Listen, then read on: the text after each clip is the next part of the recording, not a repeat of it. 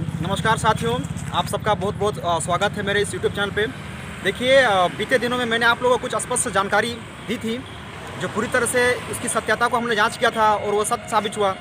अब आप लोगों को मैं एक और जानकारी देने जा रहा हूँ जो काफ़ी आप लोगों को खुशी मिलेगा ये जानकारी सुन करके।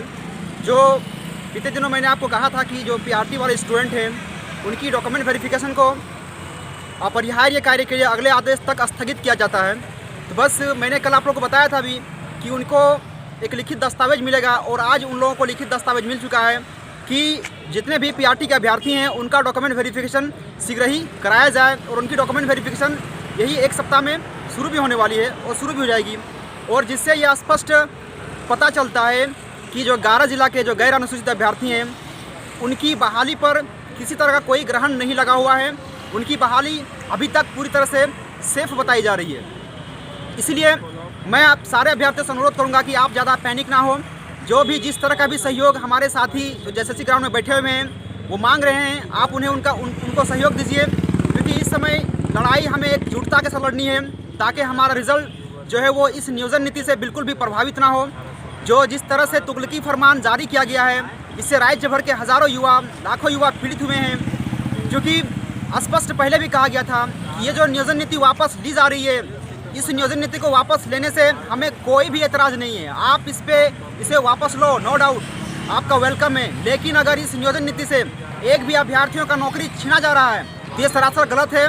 क्योंकि आपकी सरकार आई थी नौकरी देने के लिए, लेकिन आप नियोजन नीति को वापस लेकर के नौकरी छीनने का प्रयास कर रहे हैं तो ये सरासर अन्याय होगा। और इसीलिए हमारे साथ हमारे बहुत सारे मित्र ने एक निर्णय लिया है। आइए हम बात करते हैं इनसे भी कि आपको कुछ बताएंगे कि इनका अगला स्टेप क्या होगा यदि हमारी नियुक्ति को प्रभावित किया जाएगा। और कुछ डेडलाइन भी दिया जाता है कि कब तक से आखिर हमें नियुक्ति दिया जाए। नमस्कार सभी को।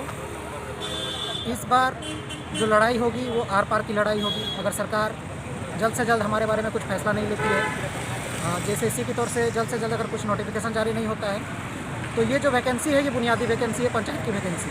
और इस बार की लड़ाई पंचायत से ही शुरू होगी, हर एक गांव में शुरू होगी।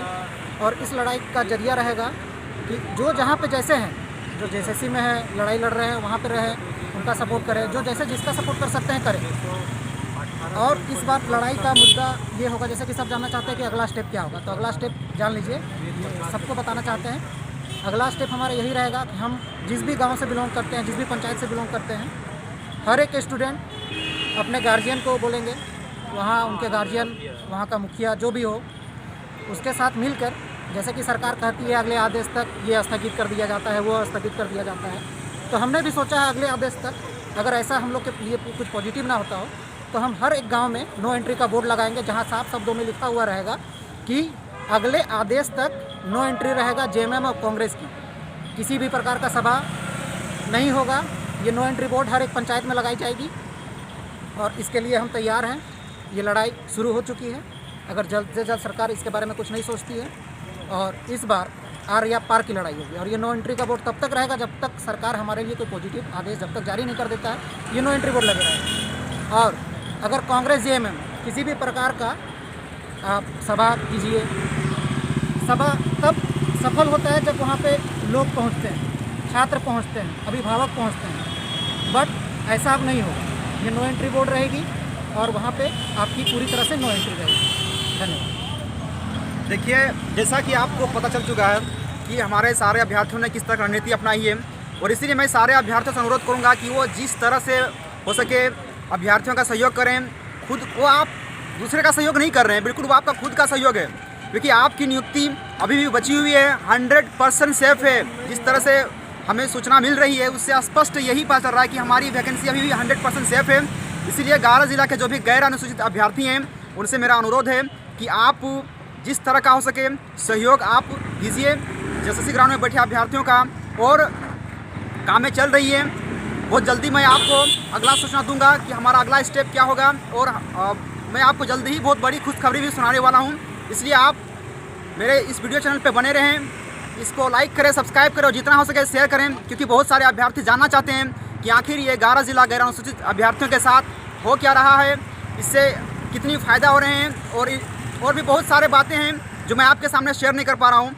तो दोस्तों, हम फिर मिलते हैं आपसे।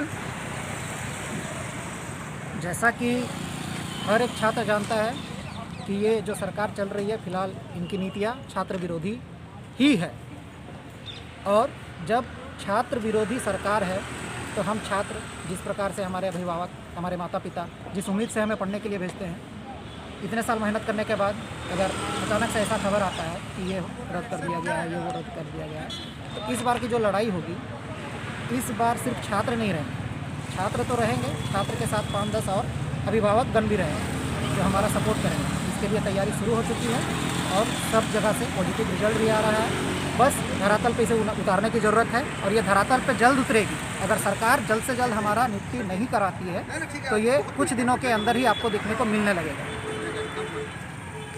आप लोग का बहुत बहुत धन्यवाद।